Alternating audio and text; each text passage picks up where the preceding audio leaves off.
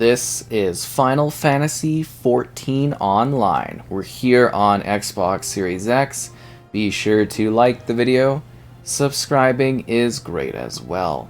So the long-awaited MMORPG experience set within the Final Fantasy franchise is finally available to enjoy on Xbox.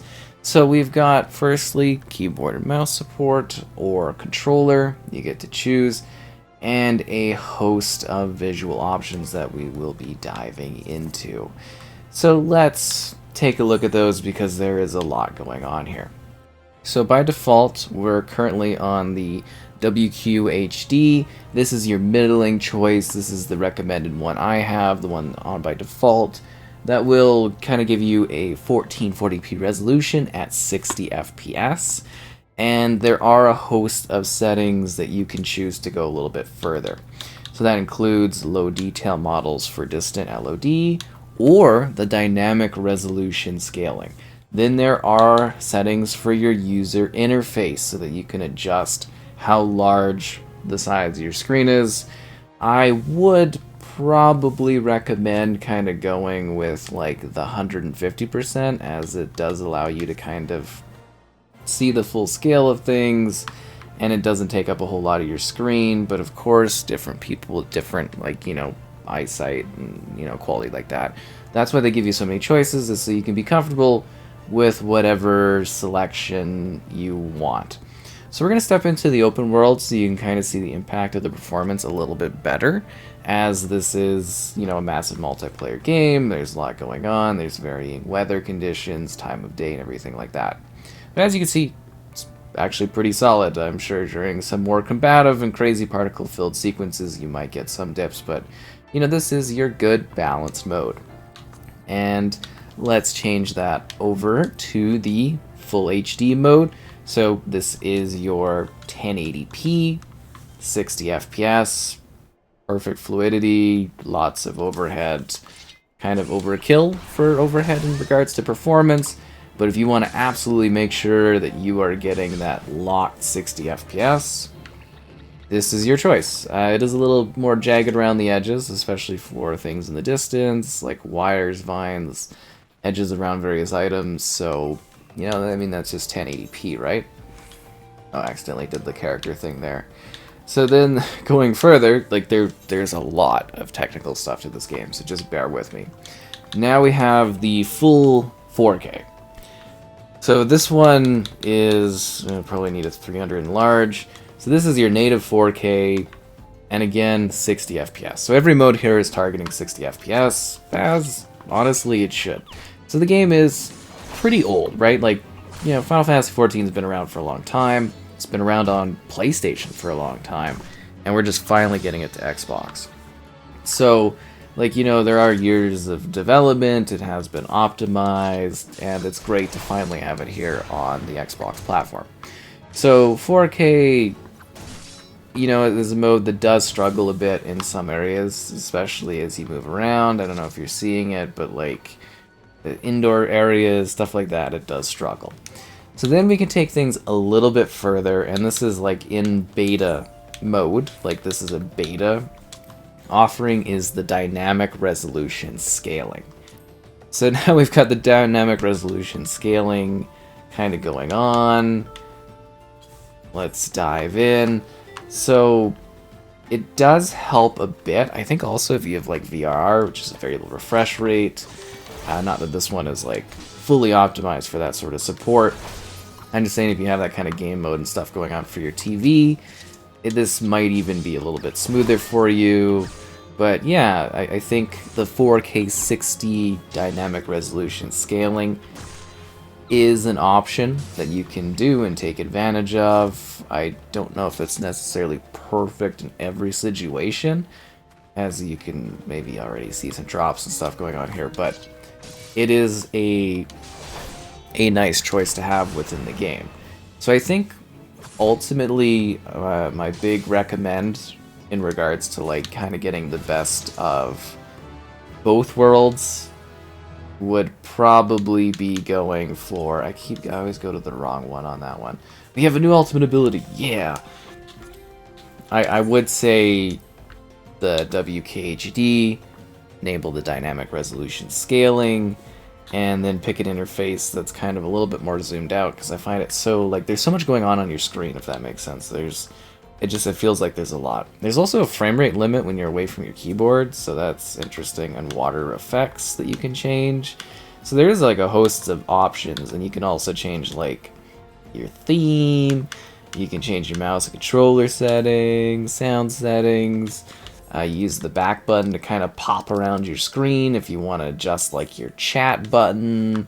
So yeah, there's a lot going on in this one, but we're going to keep it on the 4K 60 dynamic resolution scaling mode, as I think that does offer you something that could be, you know, aesthetically pleasing, while also having a decent level of performance to it. So I think that's kind of just how we're going to, at least for now, take a look at this experience and what it has to offer. So I kind of mentioned there is like rolling day-night over, I think it's like a 70-minute period, unless that's changed, in regards to basically the day changing, and then there's environmental things like weather, and there's a lot to this game, and it's got many expansions and many packs and many ways to play, and there's a deep level of like character customization within this one, and I had to like use a secondary account basically in order to get things kind of set up for this particular situation, which is kind of funny to say the least. But it's really nice to, like, genuinely nice to have this available on the platform. You know, it's been a long time coming. It was interesting to check this out on, I guess you would say, the PlayStation 5 prior.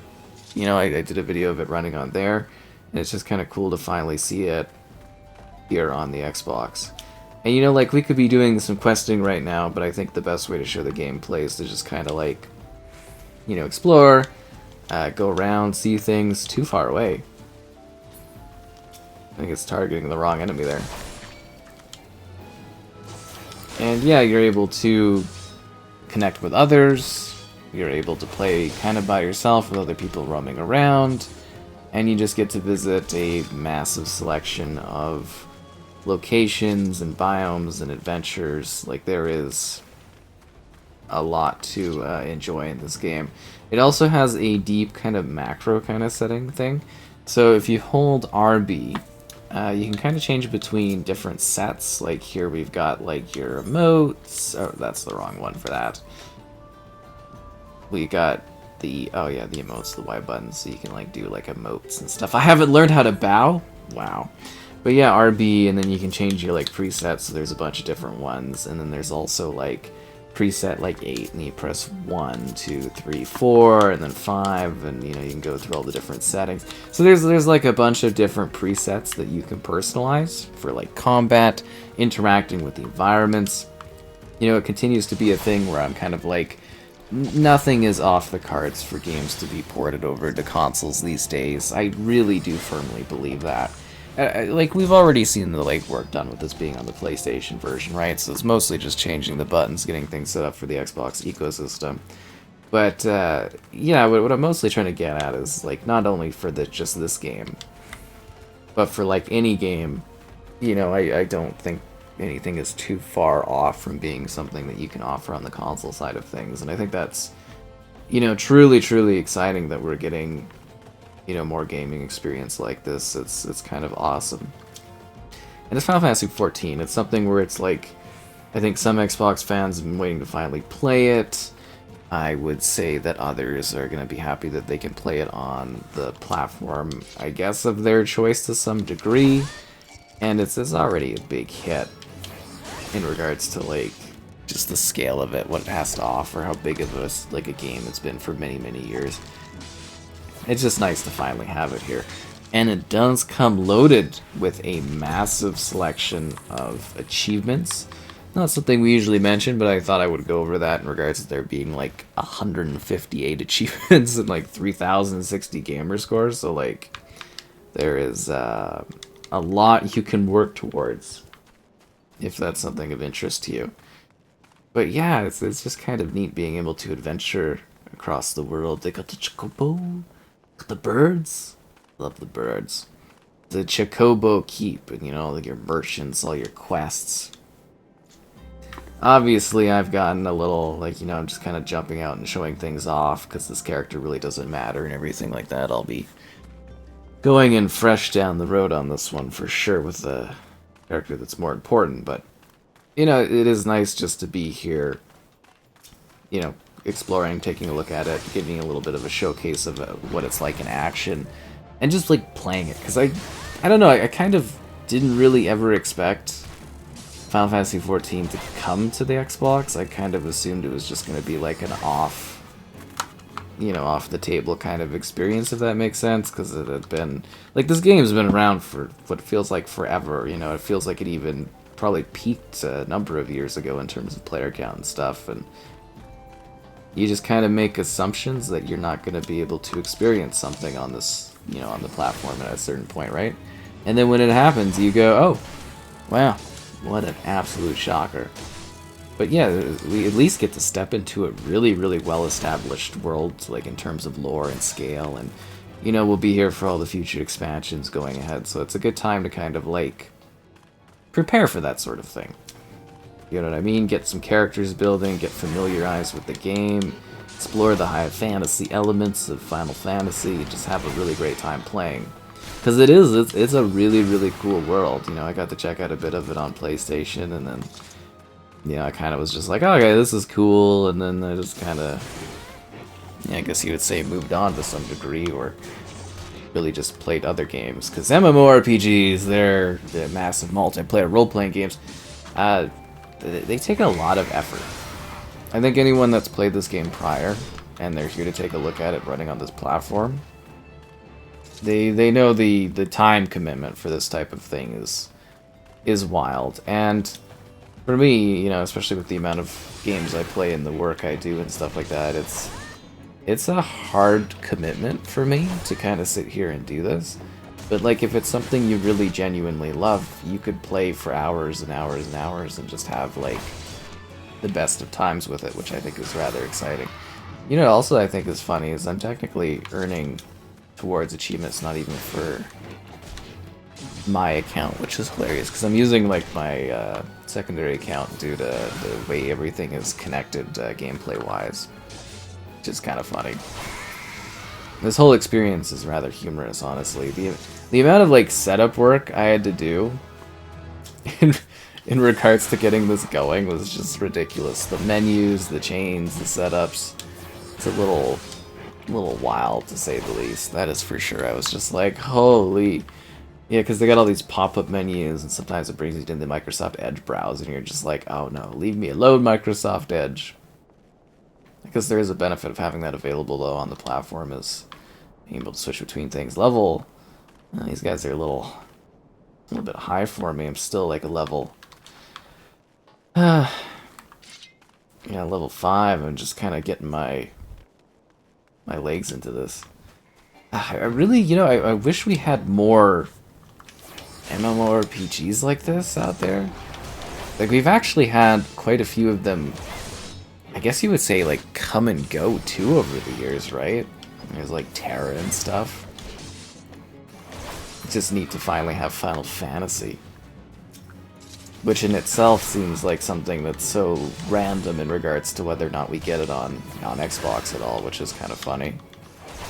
But at least I think we should be getting that like parity level too for quality and stuff. I think that's really important as well, is that we don't miss out on any stuff going on down the road. Oh, there's so many cool things here. Wow! What level are you? Level 5 Sledgehammer Beast. Okay, bring it. I was supposed to go do a gladiator quest thing, but I've just completely ignored it in favor of going around stabbing a bunch of random creatures. You're dead. I was hoping for more of a threat from that creature. Actually pretty far away from the home area, too. Yeah, I've just really ventured off on my own, haven't I? At least this area is all pretty easygoing and forgiving. But that's what it's about. The grind of XP, building up your stats, exploring different places. I wish I had more crazier things to show you, but, you know. Kind of jumping in here as fresh as most at this point. Kind of want to also turn off the... We actually just close this? Yeah. Close to home. No, I want to do that. Prioritize / hide? There we go. Kind of annoying seeing that on the side of the screen. So there's like all this stuff all over your screen, eh? You got all these different like kind of pop-up things on everything. It's like such a established, like, large world. That's the fun part of these games to me, to some degree, is like traveling around. I mean, obviously I should probably get a mount at some point, but I think you gotta be... Yeah, it's a level 10 plus thing, isn't it? Could you please give me a bird? I may be a new level character, but I'm good enough. That's not even a stables. And the music here is really lovely too.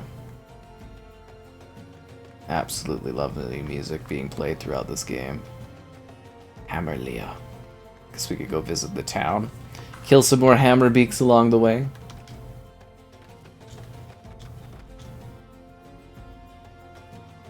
Can we attack you?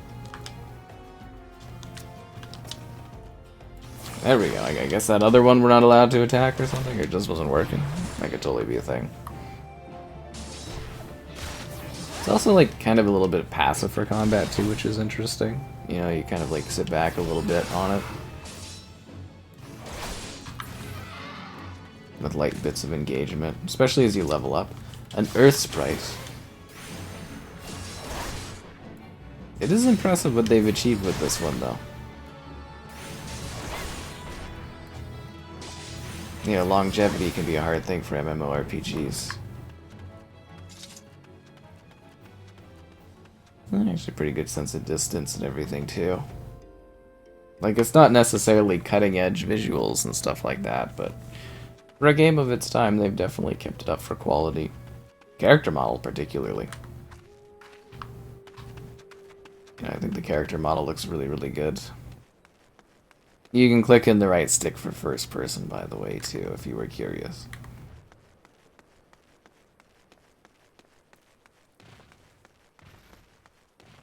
We can attack the cactus! Hello there. Although, for first person, combat is a little weird. Feels like I'm just clicking abilities, attacking this thing. That poor cactus.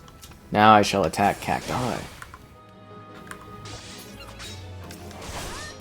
Yeah, it just kind of looks a little ridiculous doing combat in first person, but exploring in first person is pretty cool. Yeah.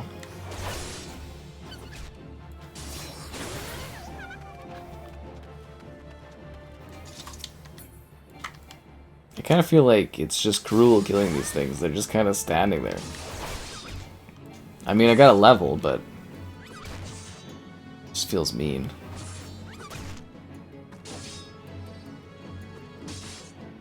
This is terrible. Like, I could see myself just wasting countless hours playing this game. That's not a good situation to be in.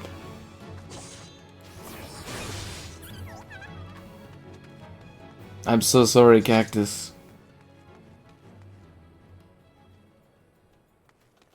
It's killing all the poor creatures out here. Yeah, you know what? The dynamic resolution scaling to 4K. Not bad at all. A flame recruit.